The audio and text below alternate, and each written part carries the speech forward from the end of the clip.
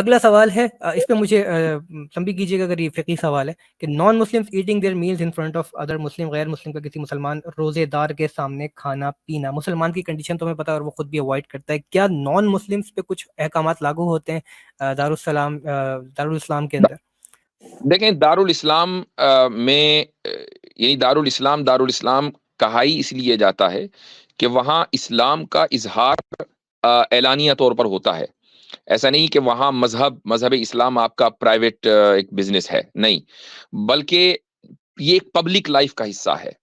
تو جہاں پر اسلام کو پبلکلی پریکٹس کیا جا رہا ہے اور اسلامی شریعت کو پبلکلی انفورس کیا جا رہا ہے تو رمضان میں لائف یقیناً چینج ہوگی. یہی وجہ ہے کہ دارالاسلام کے جو کانسیپٹ ہے اس میں ایک مسئلہ ملتا ہے، اور وہ مسئلہ یہ ہے کہ جو غیر مسلم کی جو کالونیز ہوں گی وہ الگ ہوں گی، وہ عام جگہوں پر نہیں رہیں گے چونکہ اس سے ان کو حرج ہوگا. وہ کالونیز الگ ہوں گی اور ان کالونیز میں ہی ان کی عبادت گاہیں ہوں گی، ان کی دکانیں ہوں گی، ان کے بزنسز ہوں گے، اور یہاں تک کہ ان کا پرسنل لا بھی وہ اپنے لا کو فالو کریں گے. پرسنل لا، شادی بیاہ کے جتنے احکامات ہیں وہ سارے وہیں ہوں گے، ان کو ساری سہولتیں ہیں. تو امیجن کریں کہ جب ان کا علاقہ ہی الگ ہے اور وہاں پر یعنی اگر کوئی مسلمان جاتا ہے اور وہ یہ کہتا ہے کہ بھائی میں روزے سے ہوں تم میرے سامنے کیوں کھا رہے ہو، تو یہ اس کو جائز نہیں ہوگا ایک مسلمان کو یہ شکایت کرنا.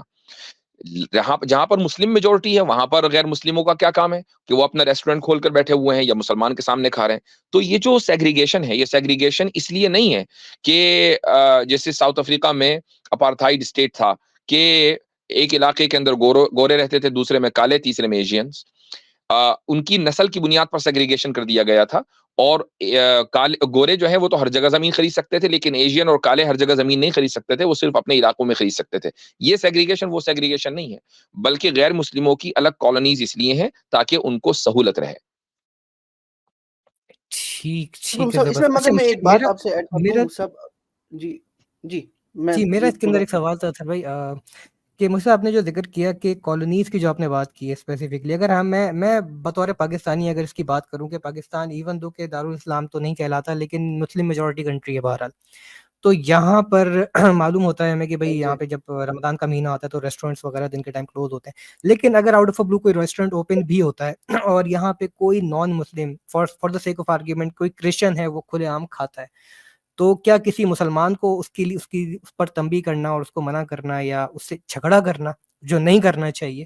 کیا اس کے لیے جائز ہے؟ نہیں، اس کی کوئی گنجائش نہیں ہے. اس کی کوئی گنجائش نہیں. اصل میں میرا بھی یہی سوال تھا کہ کچھ ہمارے پاس انسٹنسز آئی تھی جس میں کسی کو شاید پیٹ دیا تھا انہوں نے،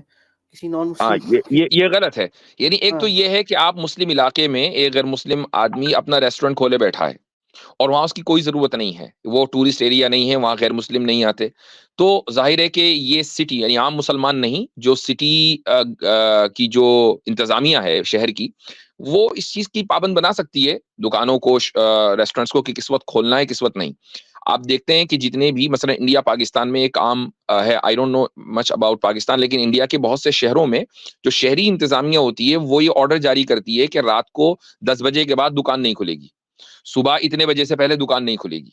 یا کچھ دکانوں کو استثناء ہوتا ہے کہ جی شراب کے جو ٹھیکے ہیں نا وہ رات کے 12 بجے تک کھلے گے، باقی دکانیں نہیں کھلیں گی. یہ اس طرح کی جو رولز ہیں وہ مقامی انتظامیہ بناتی ہے. تو ایسا کوئی رول مقامی انتظامیہ دارالاسلام میں بنا سکتی ہے کہ بھائی ریسٹورینٹ نہیں کھلیں گے مسلم علاقوں میں، لیکن ایک غیر مسلم اگر مسلم علاقے میں پایا گیا اور وہ کھانا کھا رہا ہے اور سب لوگ روزے سے ہیں مسلمان، تو مسلمان اس کے اوپر اعتراض نہیں کر سکتے کہ تو کھانا کیوں کھا رہا ہے جبکہ وہ غیر مسلم ہے. Cause your soul is worth more than the dollars and cents. All the money in the world couldn't buy you happiness. Cause verily it is in the remembrance of Allah that hearts do find rest.